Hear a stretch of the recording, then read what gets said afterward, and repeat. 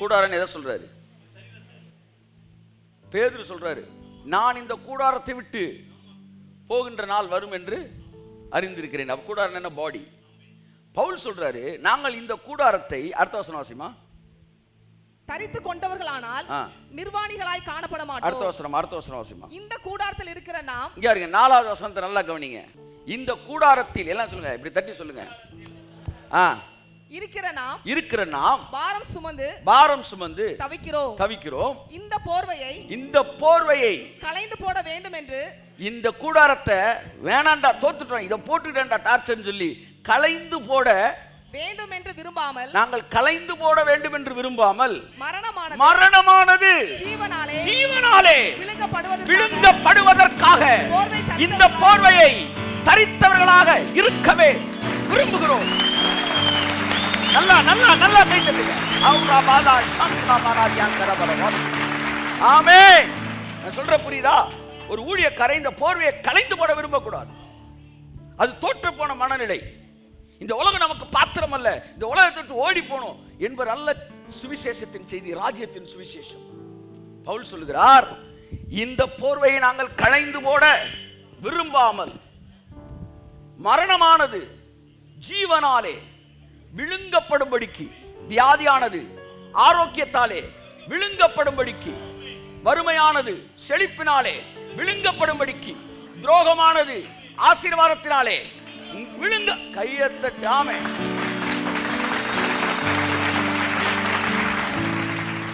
ஜெயிக்கணும்யா.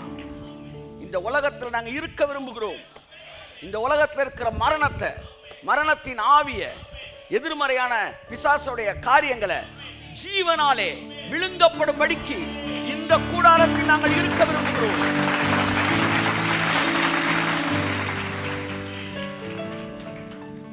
பாரம் சுமந்து தவிக்கிறோம்னா என்ன அர்த்தம்னா, அந்த லைஃபை நாங்க மேனிஃபெஸ்ட் ஆகிற காண்டி காத்திருக்கிறோம்.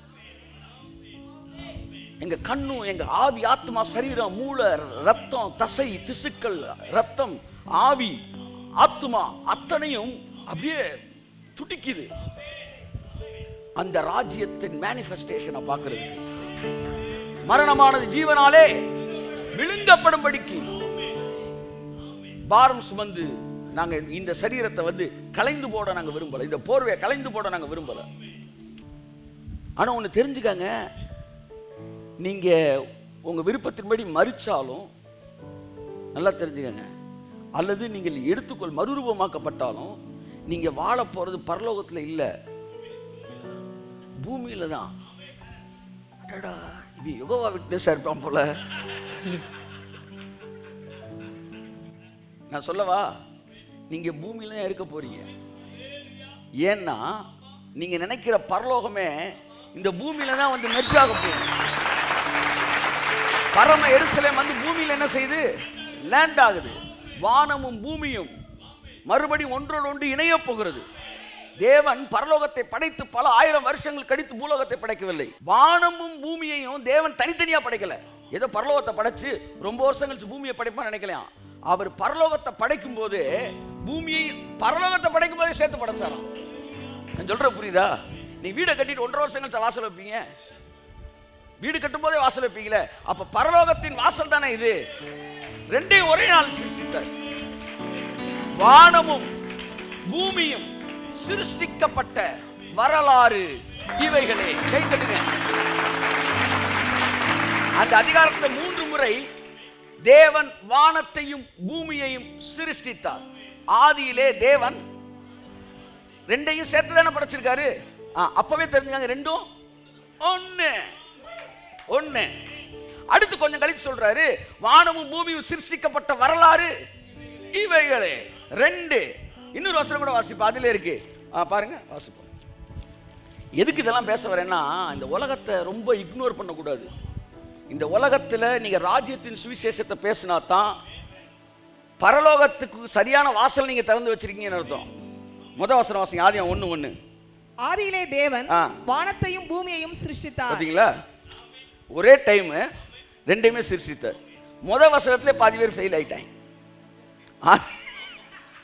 ஆதியாகமம் 1:1 ஃபெயில். இது ரெண்டையும் தான் சிருஷ்டித்தாராம். அடுத்து 2ஆம் அதிகாரம் 4ஆம் வசனம். தேவனாகிய கர்த்தர் பூமியையும் வானத்தையும் உண்டாக்கின நாளிலே, ஒரே நாள் உண்டாக்கின நாளிலே, சிங்குலர்ல வருது. அது தொடர்ந்து வாசிங்க.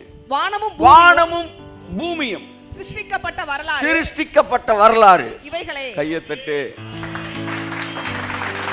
அப்ப ஏதோ ஒரு தொடர்பு இந்த வானத்துக்கும் பூமிக்கும் இருக்கு. பூமியில ஒண்ணு தட்டினா பரலோகத்துல வைப்ரேட் ஆகுது, பரலோகத்துல ஒண்ணு தட்டினா பூமியில வைப்ரேட் ஆகுது. அதனாலதான் இந்த பூமியை பிடிப்பதற்காக பிசாசு என்ன செய்தான்? முயற்சி எடுத்தான்.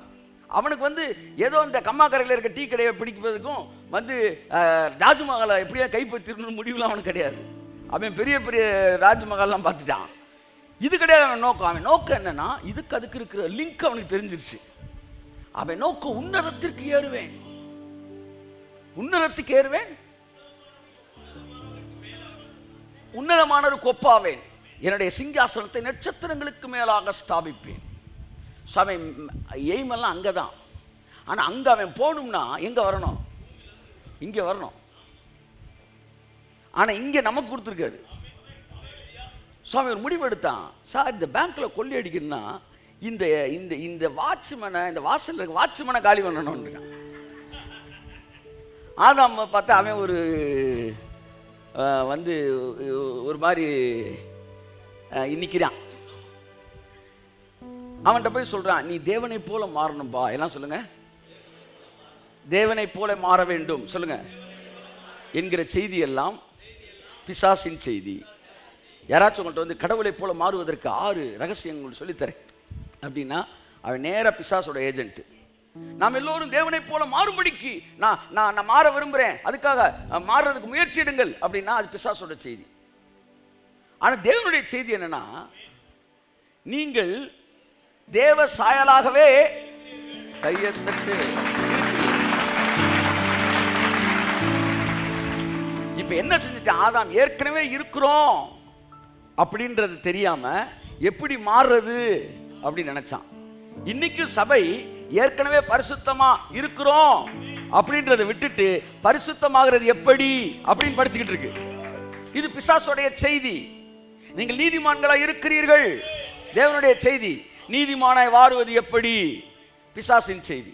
நீங்கள் மாறணும் நினைச்சா மாற முடியாது. ஏன்னா மாறுவதற்கு அது வேலையினால் கிடைப்பதல்ல, அது பிறப்பினால் கிடைக்கிற கிருபை. ஆமென். ஆகவே அன்புக்குரியவர்களே, இப்போ எதுக்கு வந்தோம்? ராஜ்யத்துக்கு வந்தோம். ஏன் ராஜ்யத்தை பேசணும்? பூமி பரலோகத்தின் வெளிப்பாடாக என்ன செய்யணும்? மாற வேண்டும் என்பதற்காக. Manifestation of extension of heaven. பூமி மாறணும், எக்ஸ்டென்ஷன் ஆஃப் ஹெவன்.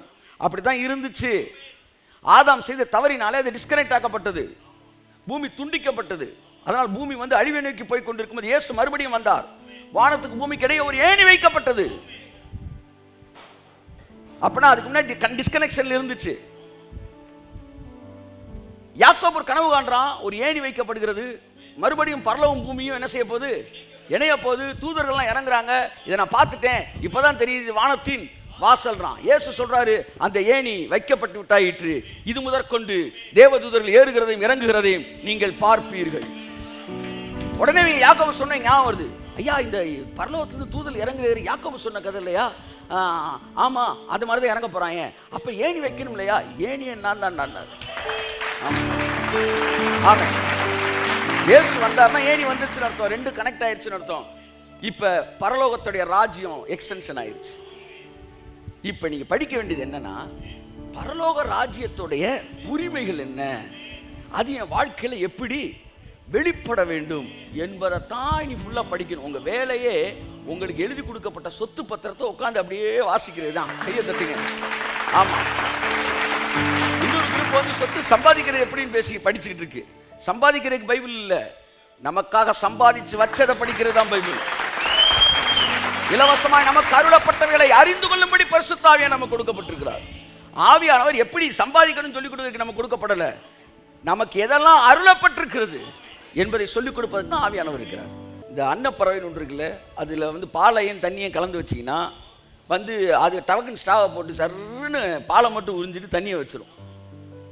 இப்போ நம்ம ஊர் பால்காரங்க இருக்காங்களே, ஒரு கேன் 3/4 கேன் பாலை கொண்டு வந்து கொடுத்தா அன்னப்புறம் சர்ன்னு உறிஞ்சு முடிச்ச பிறகு 3/4 கேன் அப்படியே இருக்கும். இது உண்மைதானா சார் அப்படின்னு கேட்டால் அது உண்மைதானா? அது என்ன கெமிக்கல் சொல்கிறாங்கன்னா, அது வாயிலேருந்து ஒரு ஆசிட் சர்ன்னு அந்த பாலுக்குள்ளே பாய்ச்சணும். கொஞ்ச நேரத்தில் பால் என்ன ஆயிரும்?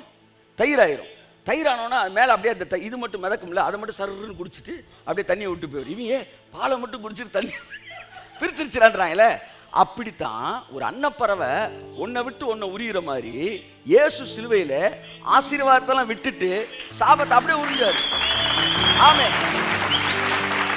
அதனால இனி நாங்கள் சாபத்தை பேச வேண்டிய அவசியம் இல்லை.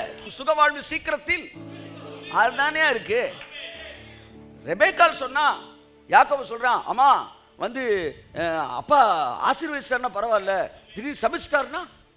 ரெபேக்கால் சொல்றா, அவர் ஆசீர்வதிச்சா நீ வாங்கிக்க, சபிச்சா நான் வாங்கிக்கிறேன். ஸ்திரீயானவள் தன் கர்ப்பத்தின் பிள்ளைக்கு இறங்காமல் தன் பாலகனை மறப்பாலோ, அவள் மறந்தாலும் நான் மறப்பதில்லை என்று சொன்னது. ரெபெக்காள் யாக்கோபை நேசித்ததை விட என்னை என் இயேசு அதிகமாக நேசிக்கிறார் என்பது இல்லை என்று நீங்கள் சொல்ல முடியுமா? அவள் சாபத்தை உரிந்து கொண்டு ஆசீர்வாதத்தை தன் பிள்ளைக்கு வைக்கிறேன் என்று சொல்லும் அளவுக்கு அவளுடைய தாய்ப்பாசம் இருக்கும் என்றால், எனது அருமை இயேசு எனக்காக சிலுவையிலே சாபத்தை உரிந்து கொண்டு ஆசீர்வாதத்தை நமக்கு. ஆமென். மனித மூளையிலே இறைவனது மடலை படிக்க முடியாது. இறைவன் எழுதி கொடுத்தவைகளை இறைவனோடு இணைந்து படிக்க வேண்டும். என் அன்புக்குரியவர்களே, ஆகவே ராஜ்யத்தின் சுவிசேஷம் அது என்னவென்றால், இயேசு சிலுவையிலே எல்லாவற்றையும் உரிந்து கொண்டு, எதிர்மறையானதை உரிந்து கொண்டு நேர்மறையானதை நமக்காக நம் பிள்ளைகளுக்காக வைத்திருக்கிறார். இயேசுவை சொந்த இரட்சகராய் நீங்கள் ஏற்றுக்கொள்வீர்களானால் அந்த ராஜ்யத்தின் குடிமக்களாய் நீங்கள் மாறி அந்த ராஜ்யத்தின் ஆசீர்வாதங்களை பெற்றுக்கொள்ள முடியும் என்பதுதான் ராஜ்யத்தின் சுவிசேஷம். இந்த ராஜ்யத்தின் சுவிசேஷம் பூலோகம் எங்கும் உள்ள சகல ஜாதிகளிலும் சகல நாடுகளிலும் பிரசங்கிக்கப்படும். அதற்கு பிறகுதான் முடிவு வரும். அது பிரசங்கிக்கப்படும் என்று சொல்லப்படவில்லை, சாட்சியாக பிரசங்கிக்கப்படும். பான காரியங்கள் எல்லாம் அழகாக பேசப்படுகிறது. ஞானிகளுக்கு கல்விமான்களுமா இருந்தாலும் அது மறைக்கப்பட்டிருக்கிறது. they are speaking wrong things in right English. அதான் matter. or in a framed message ரொம்ப தெளிவா எலக்வெண்டா பேசுறாங்க. அதான் கொடுமை. அதை கேட்டோட நமக்கு என்ன தெரிஞ்சதுன்னா, வாவ், ஆமா இதை பேசினா அதையும் பேசணும்ல. என்னடா தம்பி, எங்கடா படிச்ச நீ? வீட்டில் 2 பொடி இருந்தாலும் ஒரு பொடியை தான் தொட்டு சாப்பிட்ற, அந்த பொடி வேற பர்பஸ்க்குடா. அது மாதிரி தான் இந்த பைபிளில் எழுதப்பட்ட வசனங்கள் வந்து தேவனுடைய சந்ததியாகி நமக்கு எழுதப்பட்டது வேற, இந்த உலகத்தின் மார்க்கத்தில் இருக்கிற துன்மார்க்கருக்கு எழுதப்பட்ட வசனம் வேற. அதான் பைபிள் சொல்லி தேவனுடைய வசனத்தை பகுத்து முடிஞ்ச மேட்ரு. அவ்வளவுதான். கரெக்டா கன்க்ளூஷன் ஆவியானவர் கொண்டு வந்து உட்கார வைக்கிறார். ஆமா, நம்ம அப்படியே தடவிட்டு இருக்கோம், டக்குன்னு ஒரு வசனத்தை முடிச்சு பகுத்து அறியுங்கள், பகுத்து படியுங்கள். அப்ப கர்த்தருடைய ஆவி வந்து என்ன செய்யுமா, கரெக்டா அதை நம்மளை வழி நடத்தும். ஆகவே நீங்க நல்லா புரிஞ்சுங்க, 2 இரு மனம் உள்ளவன் தன் வழிகளில் ஏற்றவனா இருக்கிறான். இந்த பூமி தேவனுடைய தேவனுடைய பரலோகத்துடைய எக்ஸ்டென்ஷன். தேவனுடைய ராஜ்யம் இந்த பூமியில ஸ்தாபிக்கப்பட்டுக்கிட்டு இருக்கு. இந்த நாட்கள் இந்த செய்தியை கேட்கிற ஒவ்வொரு இருதயத்துக்குள்ளும் the kingdom of heaven is being established. It is erected and expanded. It's being expanded.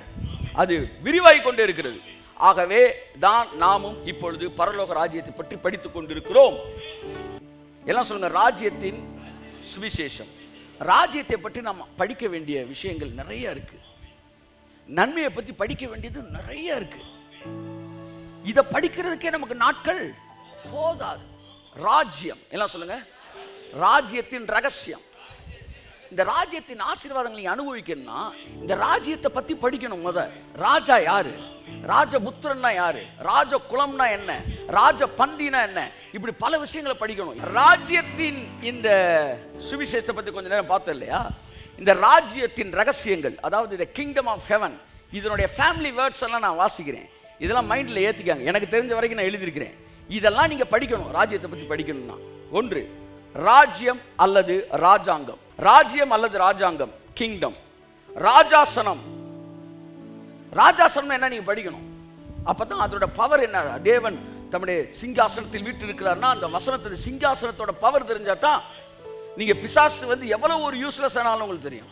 ராஜாசனம் throne or kingdom, ராஜ்ய பாரம் கவர்மெண்ட், ராஜ்யத்தார் கிங்டம்ஸ் அதாவது குடிமக்கள், ராஜாத்தி குயின், ராஜாதிபத்தியம் சீஃப் ரூலர், ராஜகுமாரர் பிரின்ஸ், ராஜகுமாரத்தி பிரின்சஸ், ராஜகுலமகன் சன் ஆஃப் நோபல். ராஜகுமாரன் வேற, ராஜகுலமகன் வேற. ஒரு ராஜாவுக்கு பிறக்கிற எல்லாருமே ராஜகுமாரர்கள். ஆனால் அதுல ஒருத்தன் தான் ராஜாவாக போறான், அவன் தான் ராஜ குலமகன். நம்மெல்லாம் ராஜபுத்திரர்கள், இயேசு ராஜ குலமகனாக இருந்தார். ஆமென் சொல்லுவோம். Son of the noble, son of noble, ராஜ குலம் ராயல் ஃபேமிலி, ராஜ வம்சம் சொல்லலாம். ராஜ கூடாரம் ராயல் பெவிலியன், ராஜ சமூகம். இதெல்லாம் படிக்கணும். ராஜ சமூகம்னா அந்த பவர் தெரிஞ்சா தான் வந்து அந்த கடை கொடுப்பா. இருப்பதுதான் உள்ளத்தின் ஜெயா, சித்தம் செய்வதுதான் இதயத்தின் உம்மோடு இருப்பதுதான். The presence of the Lord, உம்மோடு இருப்பதுதான். When we are standing in the presence of the Lord, அந்த பிரசன்ஸ்ல நிற்கும் போது அதனுடைய எஃபெக்ட் என்னன்றது அப்படியே ஒரு மாதிரி ஒரு பிரசன்ஸை ஃபீல் பண்ணுறது கிடையாது. நீங்கள் ராஜாவோட சமூகத்தில் நிற்கிறீங்க. அப்படி நிற்கும் போது அதனுடைய பவர் என்னன்றதை நீங்கள் பைபிளில் போய் ஒருத்தர் ராஜ சமூகத்தில் நிற்கும் போது அவனுக்கு என்னவெல்லாம் வந்து நடக்குது, அவன் கேட்காமலே ராஜா அவனை எப்படி ஸ்கேன் பண்ணுறாரு, அவனை ஸ்கேன் பண்ணி அவனுக்கு ராஜ சமூகத்தில் நிற்கும் போது அவங்களை ஸ்கேன் பண்ணுறார். ஆமென்.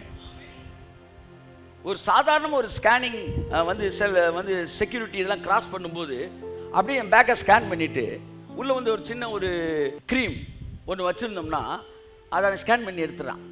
எடுத்து அங்கே வரும்போது பேக்கு தனியாக வருது, ஸ்க்ரீனை பார்த்துட்டு க்ரீம் தனியாக வருது. சார் என் க்ரீமு எடுத்துகிட்டு சார்ன்றாங்க. நான் சொல்கிறேன், நீங்கள் ராஜாதி ராஜா உங்களை ஸ்கேன் பண்ணுறாரு. நான் என்ன சொல்கிறேன், உங்களை ஸ்கேன் பண்ணும்போது அவர் சமூகத்துக்கு வந்தோடனே உங்களுக்குள்ளே இருக்கிற தேவையில்லாத வியாதி, இந்த தேவையில்லாத பயம், அதெல்லாம் அப்படியே ஸ்கேன் பண்ணி அதை அப்படியே ஸ்க்ரீன் பண்ணி அதை தனியாக வெளியே எடுத்துடுறாரு. நீங்கள் போகும்போது கையை தட்டுங்க, அது இல்லாமல்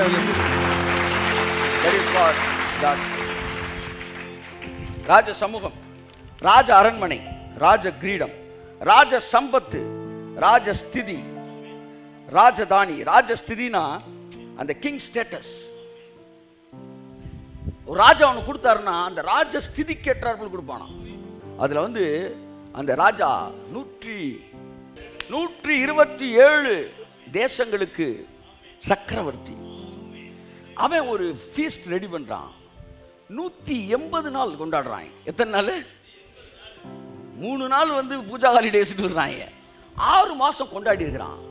மேதிய பெர்சிய ராஜாக்கள் எல்லாரும் அழைக்கிறான்.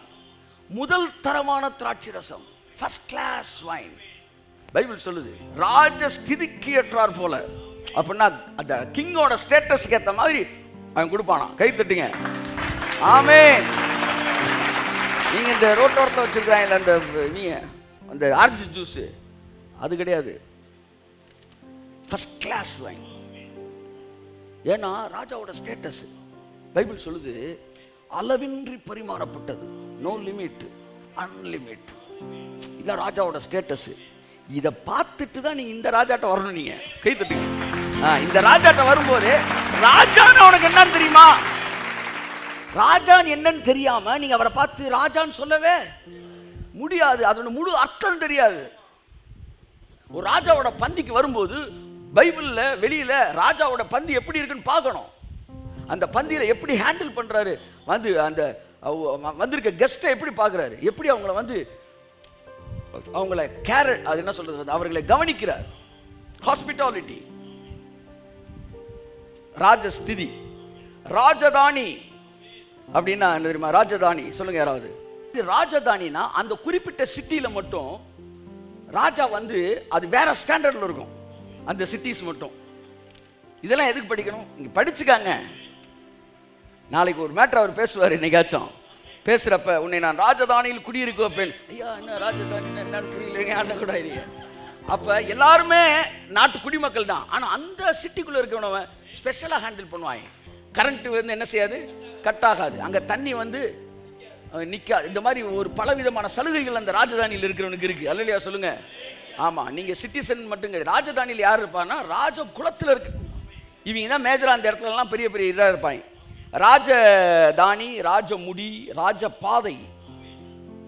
ராஜபாதைனா டிஸ்டர்பன்ஸே எல்லாம் போற பாதை. ராஜ மேன்மை, ராயல் எஸ்டேட். ராஜபோஜனம், கிங்ஸ் மீட். ராஜ போஜனம் வேற, ராஜ விருந்து வேற. ராஜா எடுக்கிற போஜனம், அவர் டெய்லி எடுக்கிற ராஜ போஜனம். ராஜ விருந்துன்றது வேற. ராஜ வஸ்திரம், ராஜ மேன்மை, ராஜரீகம், ராஜ நீதி. இன்னைக்கு காலையில் பார்த்தேன் ராஜ நீதி. பஸ்தியை பார்த்து வரலன்னு ஒண்ணு என்ன செய்யுங்க, ராஜ நீதி கேட்டார் போல் அப்படின்றாங்க. ரெண்டு முக்கியமான வார்த்தை, ராஜ யோக்கியம். Deal like a king, as a king. ஒரு ராஜாவா இருந்தா ராஜ யோக்கியமாய். ஆமா, நீங்க போய் ஒரு சீப் வாழைப்பழம் எவ்வளோன்னு கேட்குறீங்க, ஒரு பேச்சுக்கு சொல்றேன். அவன் வந்து 50 ரூபா சார்ன்றான். 46 ரூபாய்க்கு தெரியா அப்படின்னீங்கன்னா நீங்க ராஜ யோக்கியமே இல்லை. அவன் 48 ரூபா சொல்றான், 50 ரூபா வச்சுட்டு 2 ரூபாய் வச்சுக்கன்றீங்க. இது ராஜ யோக்கியம். ராஜ யோக்கியம். ஆமா, ராஜ யோக்கியம்ன்றது இன்னும் தெளிவா சொல்றேன். ஒரு விஷயத்தை ஷார்ட்கட்டில் வாங்க முடிஞ்சாலும் அதை வாங்க மாட்டேன், நான் ரைட்டாக தான் போய் அதை எடுப்பேன். அதை ராஜ யோக்கியம். ஓசிக்கு வச்சுக்கான்னு சொல்லி கொடுத்தான் எபூசியன் ஆகிய அந்த களத்துக்கு சொந்தக்காரன். அப்போ வந்து தாவீது சொன்னான், இல்லை நான் காசு கொடுத்து வாங்குறேன். அவன் சொன்னான், நீ நிலத்தை தானே கேட்டீங்க, நல்லா கவனிங்க. அவன் லேண்டை கேட்டான் தாவீது. இந்த ராஜயோக்கியம்ன்ற வார்த்தை இவனுக்கு வரல, தாவீதுக்கு வரல. எபூசியன் ஆகிய அர்வனாவுக்கு வருது. அவனுக்கு பேர் என்ன, அவனுக்கு என்ன சொல்லு பைபிள், அந்த இடம் வேணும் பலியிடன்னு சொன்ன உடனே அவன் சொன்னா, இடத்த எடுத்துக்காங்க, பலி செலுத்த மாடு ஆடு எடுத்துக்காங்க, எரிக்கிறதுக்கு கட்டையும் எடுத்துக்காங்க என்று ராஜயோக்கியமாய் கொடுத்தான். இதுல இருந்து ராஜயோக்கியம் என்னன்னா, நீங்க ஒன்ன கேட்டீங்கன்னா அந்த ஒன்ன மட்டும் உங்களுக்கு தராம அதுக்கு தேவையான எல்லாவற்றையும் சேர்த்து தேவன் தருவார் என்றால் அவர் ராஜயோக்கியமாய் தந்திருக்கிறார். ஆமென். ராஜயோக்கியம், ராஜ துரோகம் எல்லாம் சொல்லுங்க. ஆமென். சத்தமா சொல்லுங்க. உங்க பக்கத்து வீட்டுக்காரன் நீங்க ஒன்று செஞ்சீங்கன்னா துரோகம், ஆனா ஊழியக்காரனுக்கு ஒன்று செஞ்சீங்கன்னா சத்தமா சொல்லுங்க ராஜ துரோகம்.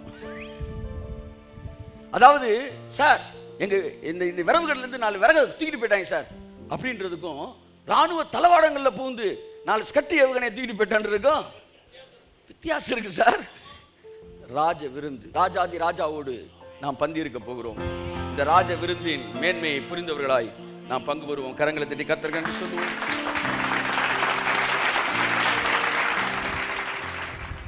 வாசிப்போம். எஸ்தர் 1ஆம் அதிகாரம் 1ஆம் வசனத்தில் வாசி.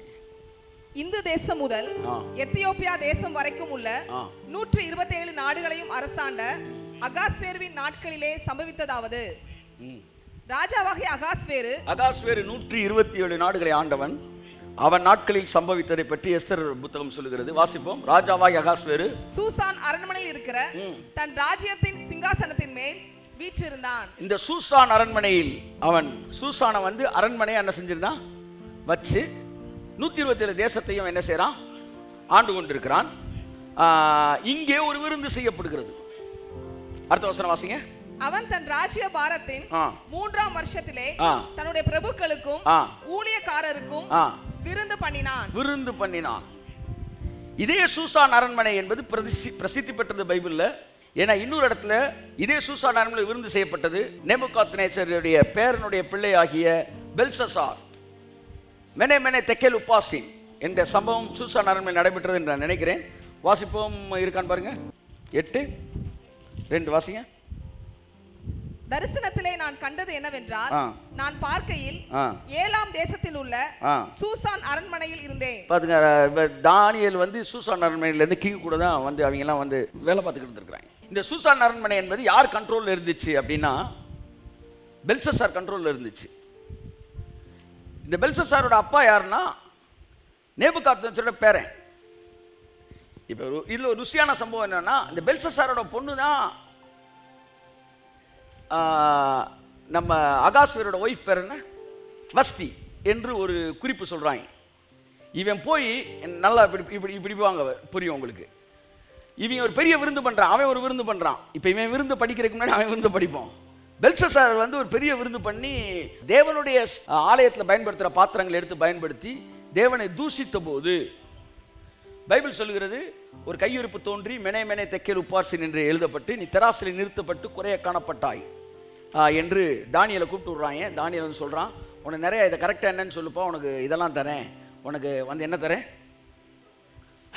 பொற்சரப்பணி இதெல்லாம் தர்றேன். என்னொன்னே விட்றா, உங்கள் தாத்தாவையும் பார்த்துருக்கேன், உன்னையும் பார்த்துருக்குறேன் அப்படின்ட்டு சொல்கிறான். உம்முடைய வெகுமானங்கள் உம்மிடத்தில் இருக்கட்டும். கையை தட்டு வருதுல அவருக்கு. ஆமாம்.